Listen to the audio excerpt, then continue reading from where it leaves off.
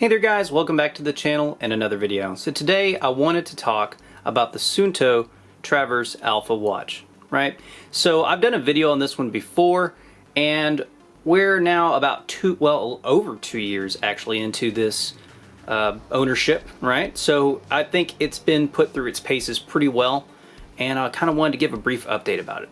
So let's get it off and talk about it. So the Suunto Traverse Alpha is kind of one of their watches. Their core is their most popular. It was popularized by the military. It's, you know, got a lot of different features. And I purchased this one back in May of 2018. This has been a fantastic watch. It's got some wear on it, as you can see.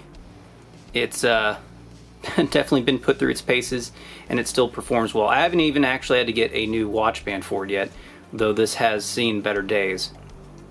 So this watch sells for anywhere from $280 to about $450, depending on which model you get and what features you want. This one is their stealth model with just the black bezel and the black NATO strap right here. It has a glass reinforced nylon body that encompasses most of the body. It has 5 buttons here for functions on the watch. The bezel is actually knurled machined stainless steel. And then the lens is actually sapphire crystal. And even though this thing gets regularly abused, I don't have one scratch on this lens. It's awesome. Now, this is not touchscreen. It does not offer the functionality of a lot of smartwatches. Even back when I bought this brand new, it wasn't the most functional smartwatch on the planet. And it's not meant to be. The Suunto is actually meant to be a ruggedized, you know, military style watch. And it actually meets mil standard 819G tests. So this thing is built to durability. It has up to 100 meters of water resistance. So you can actually wear this thing diving in most applications and you're gonna be good to go. This thing has just been through it all. It's been banged against vehicles, weapons, and everything, and it has still come on top. Like I said, there's a little bit of wear on the bezel. I think that adds character. I like it. It is a larger watch, and it does offer some Bluetooth compatibility.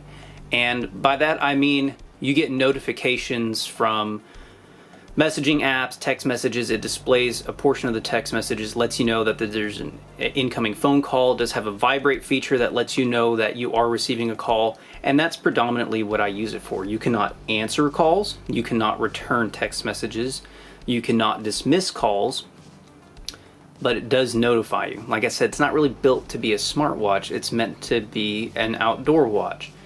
And it offers features such as a compass. It also shows you your barometer settings, or I'm sorry, the barometer readings, the placement of the moon, where you're gonna have a full moon, waning, waxing, all that fun stuff.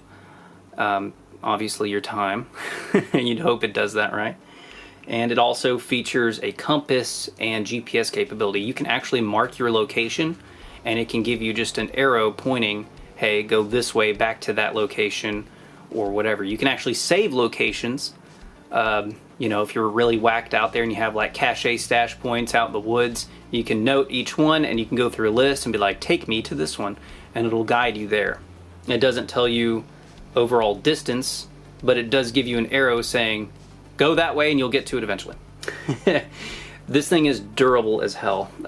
When it's on standby or kind of just regular everyday use mode, the battery lasts about 14 days. Even now, 2 years later, I noticed that I probably still get 10 to 12 days, sometimes even longer than what was advertised whenever I don't use it a whole lot. Now, if you're getting a lot of phone calls, a lot of text messages, you have it hooked up to your phone or you're using the GPS, obviously that battery life is going to diminish. I don't use the GPS a whole lot. I tend to use the one on my phone or my standalone GPS unit or my radio that I have, the Abri, that has a built-in GPS function. But this is a great redundancy. I mean, I'm always wearing a watch anyway, so it's always nice to have that capability to fall back on. Suunto has been around a long time. They actually got their start in making compasses, you know, and tried true to their name, the compass on this watch is actually pretty good for a digital compass.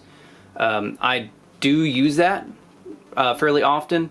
I do have to remember to hold it away from my body because I do wear a lot of metallic items that can affect the reading of the compass, so I do have to be cognizant of that. And it's a great redundancy. Would I rely on it? I don't like to really rely on anything digital too much because they tend to break, kind of like my phone screen all the time. So I like to have this as, once again, a redundancy. Overall, this watch has been fantastic. I've been really impressed with the durability. Where other watches have failed, this one has prevailed, and that's something that really speaks for itself. I am not easy on any of my gear. None of my guns stay in, a case. None of them get pampered or treated. All my equipment gets banged around because if it can't survive stuff like that, I have no business carrying it at all. And this watch has been treated no differently.